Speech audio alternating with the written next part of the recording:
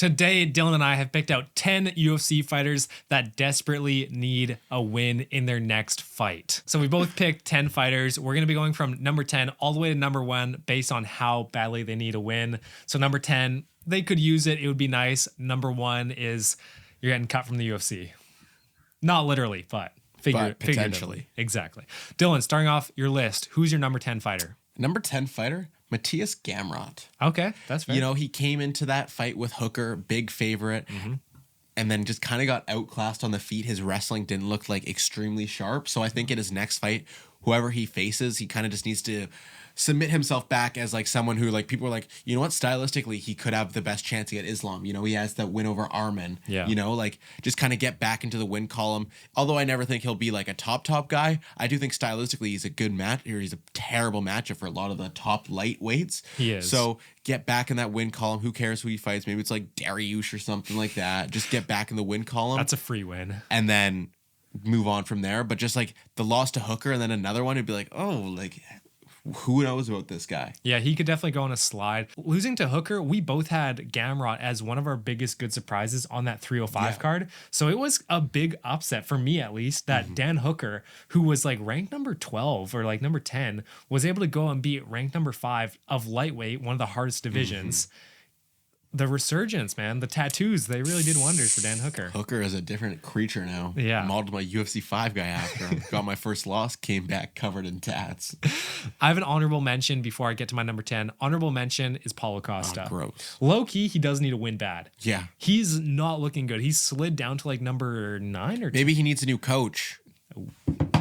That's true. Paulo Costa, honorable mention, but my number 10 fighter, Colby Covington. This dude, somehow we always forget that he hasn't won in absolute ages. He lost to Kamaru Usman, he lost to Masvidal, he lost to Leon Edwards. Like, don't give him an interim title shot. Give him like a ranked 10 fighter. Has he ever won before? That's what it feels like right now. Who was his last win? I honestly can't remember. Couldn't even name his last win. No. Casual. Oh, yeah, you name it, bro. They probably can. They're on Tapology right now. Anyways, yeah, I just think Covington, he needs to stop sitting out and then waiting for a perfect opportunity. He just needs to get back in the octagon if he wants to continue his career, because he keeps on taking 1 or 2 year layoffs and then coming back for massive fights, and he looks bad in them. Fair enough.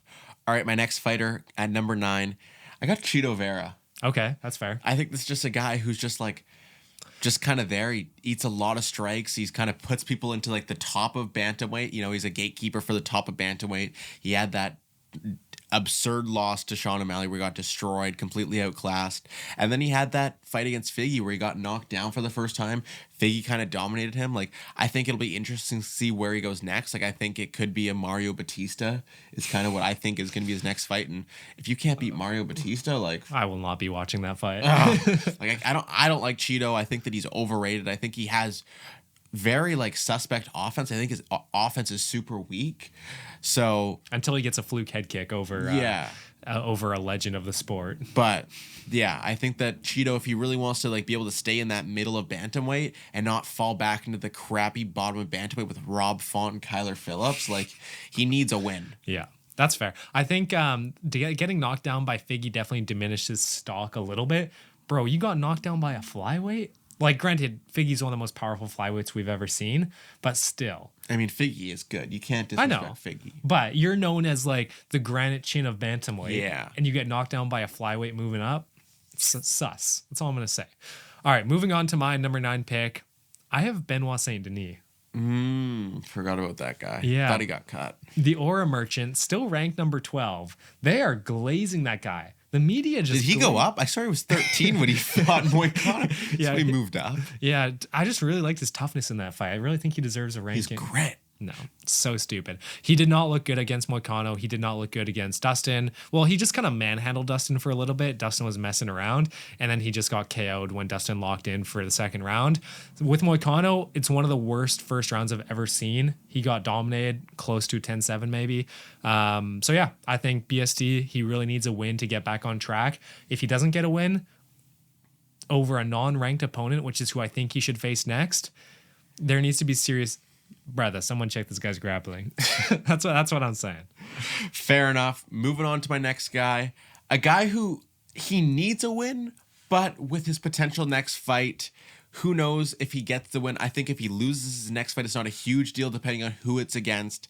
I have Kamaru Usman. That's who I thought you were going to say. Yeah, because like if he goes and fights Shavkat and loses to Shavkat, that's not a huge blow, but then it's also like, oh, he's lost to Shavkat, Leon twice, and then also Khamzat. It's like, like he clearly is not top of class anymore. They're all super high level fighters, but then again, old Kamaru Usman, he probably would have been able to beat them. Exactly. So that's why I have him at 8 compared to higher up. Like I think in terms of like what he's doing right now, he needs a win. Yeah. But also at the same time, he's facing these super high end opponents. So it's not like he's someone who was good who's losing to bums now. Yeah, you're not losing to a number 6 or number 8 ranked welterweight. You're still losing to champions and interim champs.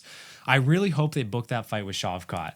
That would be a guaranteed banger. Yeah. Would it go over Alexander Pantoja versus Kaya Sakura? Because it's for an interim belt. Oh. I think it has to, right? They know that putting a flyweight main event is risky. They've learned. Surely they've learned. They can do it for the interim belt above. Who cares? It's Kamaru Usman. Respect. Yeah. And this flyweight made up. Flyweight tax. Yeah. That's one of my favorite sayings that we made up. Flyweight tax. Flyweight tax. And then also Dezikstani. It's another made up word from you. All right, moving on to my number 8 pick. I have someone who you notoriously love, Manel Kape. I think stylistically he's a bad matchup for Pantoja, and people hate on me for that, and I'm going to stand on that. He is one of the better strikers inside of flyweight. Low IQ, honestly just kind of sucks at fighting. Low IQ Portuguese fighter. IQ? What did I just say? Low IQ Portuguese fighter. But like, you cannot argue with the fact that stylistically he's not a great matchup for Pantoja.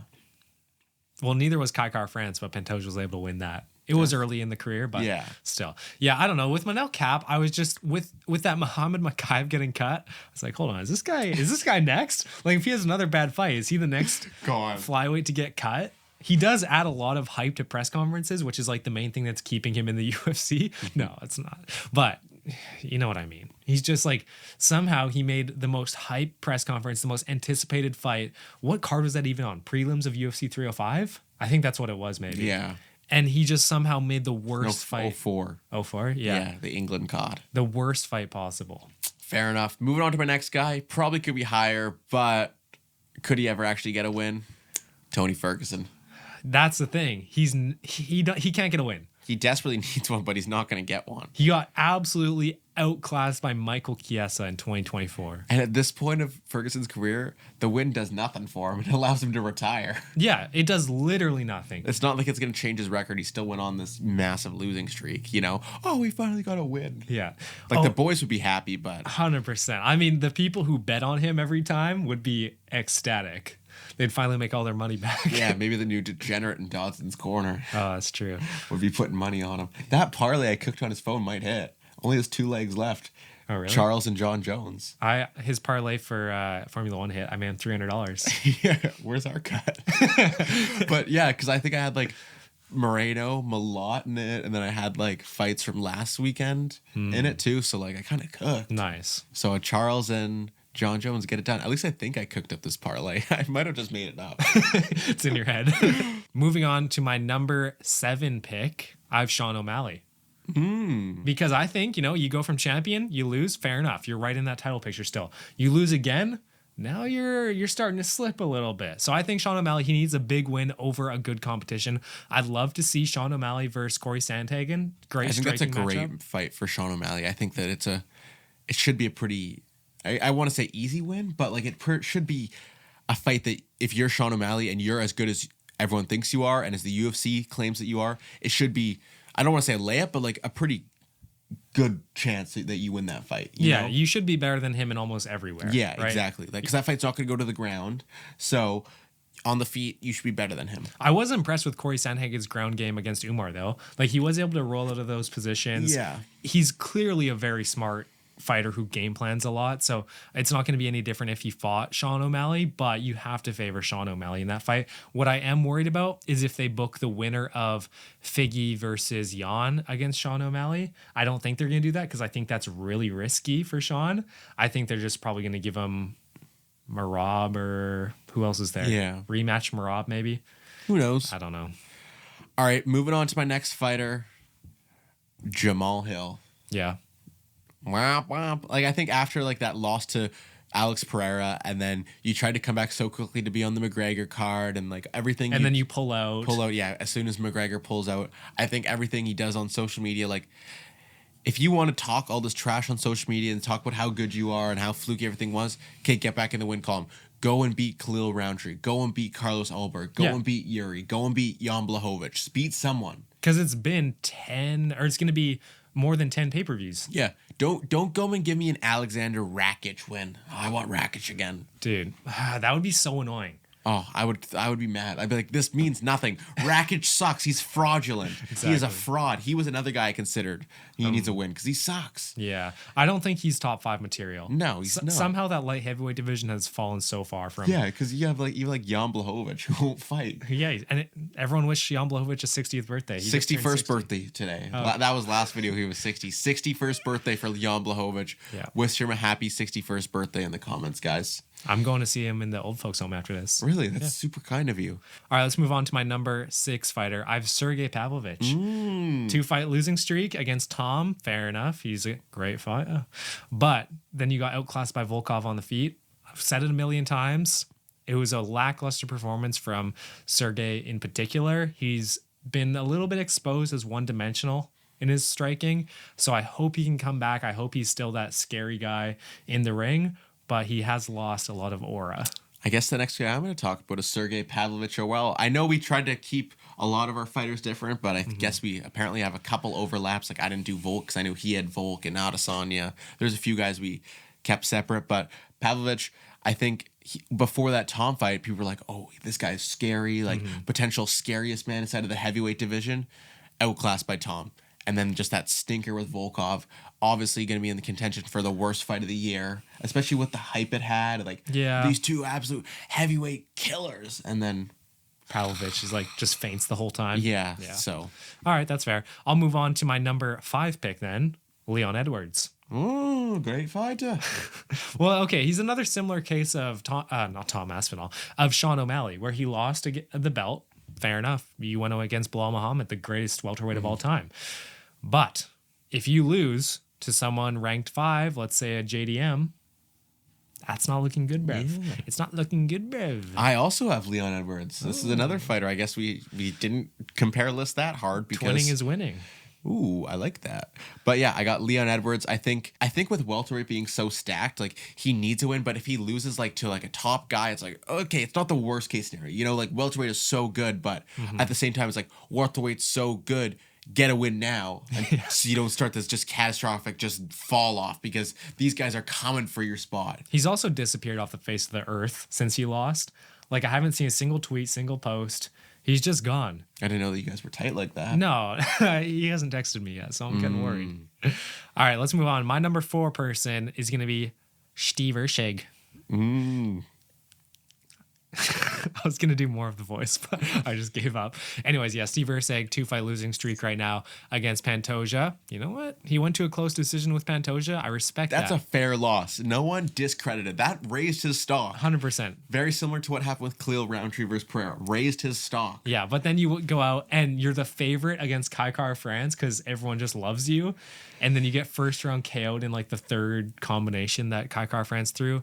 That was a little bit heartbreaking for me. And I think I just have bad vibes about he's not ever going to get a win again. Like a good win. Yeah. You know? He surely has to. We hyped him up so much. He could surely beat Albazi. He's junk. Yeah. Give him Albazi, actually. That's a good show. All right, moving on to my next fighter. Another Oceanic region fighter. Okay. Tai Tuivasa. That's fair. Dude desperately needs a win. Because, like, there's part of me that still thinks that this guy's kind of good. Just has no chin left. Like, there's zero chin. But, like, his striking is still good. He just has no chin. CTE merchant. And he just, like, waddles forward. Yeah. If he had any cardio, he'd be so much better. Yeah. It's... You know what? I would like to see him because I think that anytime he's on a card, it's gonna be an exciting fight. You know, and like the UFC is gonna keep him as long as they can because he's the type of guy that you can put on the first fight, or you can put him on fight nights and they're gonna be exciting. You know? Definitely. Like add some name value, add some hype to fight nights, or put him on the prelims of a card. You know, and like he's someone that people want to watch fight. Yeah. But Let's get a win, bro. Yeah, let's get a shoey in there. Yeah. Love to see that again. I was disappointed that he only threw 4 strikes in the first round of that Rosenstrike fight. Don't talk about it. That was awful. And then he won that fight, or he won that round. Yeah. Oh. With throwing 4 strikes. Crazy judging. If you remember. You know. Yeah, exactly. All right, I'm going to move on to my number 3 pick. I have Israel Adesanya. He's on a 1-3 record in his last 4 fights, so he desperately needs a win against a good guy. I think the most sensible matchup right now is probably that Kyle fight. Yeah, and I don't mind that Kyle fight for Adesanya. I think it would be a close fight just because I think that Adesanya matches up well with the holes in Kyle's game. Especially, yeah, he takes damage. Kyle takes damage in that Cannonier fight. But I'm just worried that Kyle, I said this in a previous video that we filmed, there's a lot of fighters in the UFC that don't use their brain. As much as Kyle is a fighting nerd, why did you not take Cannonier down and submit him? Yeah. You are you're known on the ground. And I get that you wanted to prove that you're as good as Cannonier on the feet, which clearly he was because he won. But if you're going to try that with Izzy's a higher level striker. He's a great counterpuncher. We've seen him KO Pereira with 2 punches.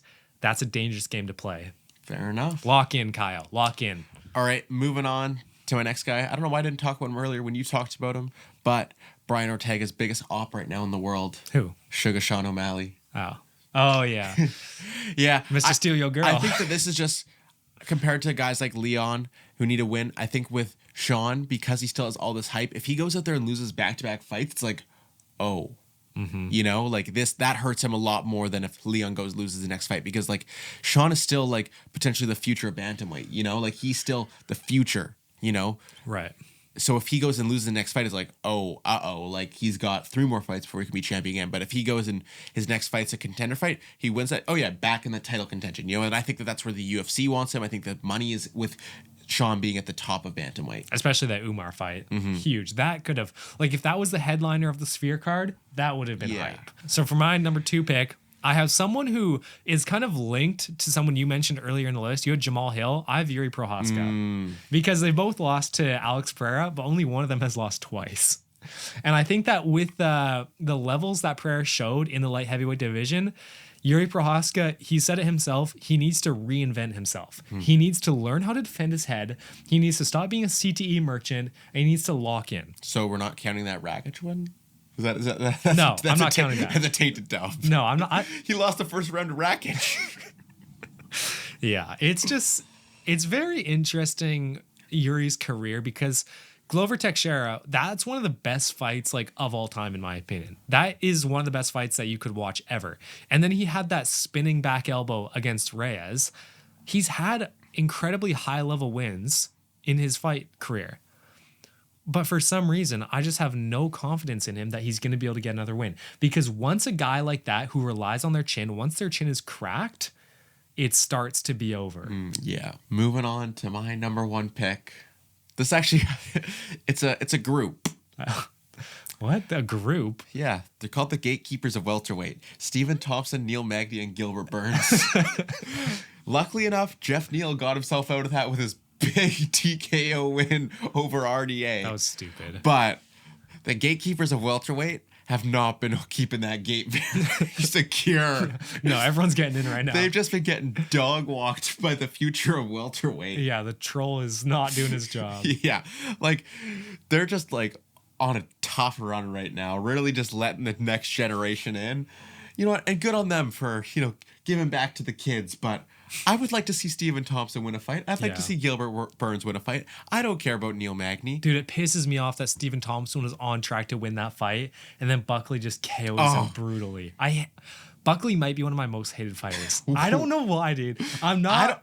We have a video coming out soon. I don't know if it's out yet or not, but about the future of welterweight. I'm just not convinced with Buckley. I don't think he's actually that good. Fraudulent. I think he's a fraud. Yeah. And maybe we'll eat our words, but yeah, my final pick was the Gatekeepers of Welterweight. That's a fair shout. For my number 1 fighter, I have Alexander Volkanovski. Yeah. Yeah, he has to get a win. He's on a 3-fight losing streak right now. Granted, it's to the best people in the world, but that chin is cracked. If he goes up against Diego Lopez for an interim title, which I think is a stupid idea, I don't want an interim title, just make it a normal fight. I'll watch it the same. Yeah. It's hype anyways. But if he goes up against Diego Lopez, boom! Uppercut, boom! Boom! Rocked in 10 seconds. Folks do the wobble. Yeah. Chef Volk. Chef Volk. In UFC 5, he's just bobbing back and forth. I'm very worried for Volk's career span right now. He could low-key get retired in his next fight if he just gets, Bryce Mitchell KO'd. Dude, you're getting canceled for real. Just overlay the screen over top of us. I have one question for the audience before we end this video. If you guys want to see like more of a middle screen like we've been doing for this video and we did for the GOAT video, where it's just you can see us reacting the entire time with things on the screen, or do you want to see just a screen and then have me cut back to our reactions once in a while? Because I almost like having like us in the middle of the screen so that people can see like how we're reacting the entire time.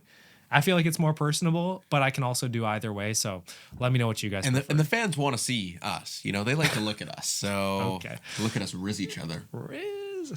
You kind of look like the Rizzler today. I've been saying that. That is going to do it for us today. Go down into the comments. Flame on me for not having Volk and Izzy, even though we said that we were going to try to not have the same fighters. But people are going to be like, oh, you didn't have Volk. Casual. Clap off on me. Clap off on me. All right. It's clapping down there. Go comment who you think needs a win. Does Dotson Corner need a win? We need a win. We need 2K subs. Yeah. Please subscribe, and we'll see you guys next time. Peace. See ya. What are you doing?